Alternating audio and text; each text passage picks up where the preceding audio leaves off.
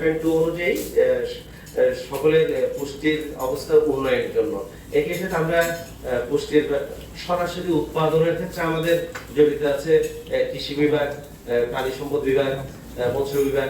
এখানে আমাদের সময় জেলা পর্যায়ে সকল কর্মকর্তারা আসছেন। আমরা এ পর্যায়ে উন্মুক্ত আলোচনা করবো সংক্ষেপে। আমাদের বসত বাড়ি যেখানে আছে আপনাদের প্রকল্পের ভিতরে শুধু দুটো উপজেলার কাজ আমরা চাবো ওই দুটো উপজেলায় যাদের আপনারা উপকার করি এই উপভোগীদের বসত বাড়ির যেন পুষ্টি হিসেবে গড়ে ওঠে, পুষ্টি বাগান বা পুষ্টির আধার হিসেবে যেন গড়ে ওঠে। এখানে প্রতিটা ফ্যামিলিতে যেন 12 মাস ব্যাপী যেন ওনারা ফল পেতে পারে, সবজি পেতে পারে।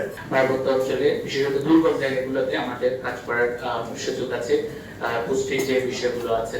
তো সে বিষয়ে আমি সংশ্লিষ্ট যারা আছেন আমাদের উপজেলা নির্বাহী অফিসার সহ বিভিন্ন ডিপার্টমেন্টের কর্মকর্তা যারা এই কমিটির সম্মানিত সদস্য